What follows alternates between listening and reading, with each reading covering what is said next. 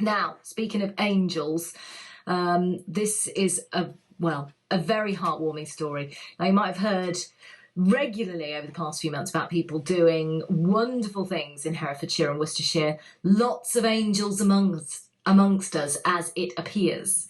And we were out clapping for them all, weren't we? All those frontline workers on a Thursday night. But there's lots more under the radar as well. Helping out a neighbour, raising money for charity, or what Paul Guille has been doing at the Wyre Forest Food Bank. Now, he did tell me how to pronounce his surname, and we agreed on a pronunciation, like there was a debate about it, and I think he said Gill. Paul Guille. Anyway, Paul, along with his partner, Barbara, is a retired minister, Paul is, and he manages the food bank for the Wyre Forest. Now, during lockdown, they've been distributing over 100 boxes of food a week to people in crisis. Before lockdown, that number was 100 a month. Now, their help for the community has not gone unnoticed, by the way. The High Sheriff of Worcestershire, Mark Jackson, OBE, actually went to visit them as well, which was a bit of a highlight of our chat. But I wanted to find out a little bit more about where it all came from and how it began. We started an independent, or the church started an independent food bank approximately 10 to 12 years ago. And it's just sort of toothled along, delivering what it can. In the very beginning, it was probably no more than 10 or 15 boxes a week. But, you know, obviously with COVID, it's changed dramatically. We sort of went from 5 volunteers to we've probably got about 45 people volunteering in one way or another. Wow. Okay, so it's hugely expanded. And what do you actually do? How does it work? What's the operating system? We pair a box that should provide approximately 3 days emergency food. It's a standard box, so obviously single people will benefit more from what's in the box than a big family. If it's a very large family, then we would give them 2 boxes. Okay. We also are able then to give them a box of cereal and some fresh bread, or at least bread that was fresh and maybe has been frozen a while for a few days. We have all the scrap bread from our local co-op. We're able then to give them at least 1 or 2 loaves, or loaves and buns or whatever is available at the time, you know. Yeah, that does make sense. Okay, I mean, I know the co-ops have been brilliant with lots of their local areas. So this mass explosion in your demand during lockdown, I mean, how does that make you feel? I mean, I can imagine it's wonderful to be able to help, but it's also quite concerning, really. It's very concerning that, you know, people are so dependent on the food bank, and as I say, you know, over 10 years have been dependent on food bank support. Now, I'm just concerned that we haven't seen the end of it, in the sense that there's still more and more announcements of unemployment, more and more people finding that they don't have that job security that they once had. And the plan really is that we give them 6 weeks food as an emergency food for, as I say, should get 3 meals out of it without a problem, because it takes about 6 weeks for universal credit to come through. So any benefit taking so long now. Right, so it's kind of a stopgap until the government official help kicks in.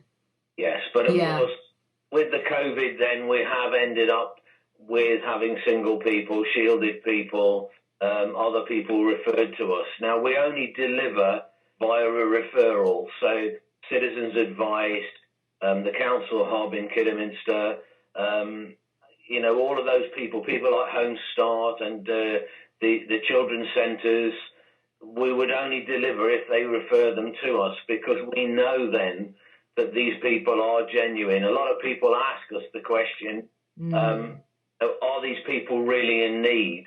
And we can always then say yes, because they've been vetted. They've been through a system that has looked at their needs and has recommended them to us for a food parcel. Paul Guille basically saying it how it is there about the Wyre Forest Food Bank and the enormous surge in demand that they've had from people in need. and they know they're people in need, as you heard him explain there. Paul is a retired minister. He manages the food bank along with his partner, Barbara. So they've gone up from 100 a month food boxes to 100 a week during lockdown and beyond. So it's obviously a massively vital service. A bit more to come from Paul, and also I'll tell you how you can help and get involved as well. They actually had a visit, a very exciting visit, from the High Sheriff of Worcestershire as well, Mark Jackson OBE. So you'll hear about that as well in part 2 of our conversation. We've been talking to Paul Guille tonight. Now, Paul, along with his partner Barbara, manages the Wyre Forest Food Bank. They're doing an absolutely sterling job with a massive demand. Now, they couldn't do it, obviously, without all the donations and without all their volunteers, but they do work very hard at it. And it has not gone unnoticed. No. The High Sheriff of Worcestershire, Mark Jackson OBE, stopped by for a visit. We did, yes. That was very exciting. What did he have to say? Well, he came in all his regalia, which was brilliant, you know. I love that. But yes, lovely gentleman, and is very concerned about the community presence and the community support. Very concerned for our young generation, the teens that are leaving school and doing O-levels and A-levels. And so he was very interested in how we supported those families.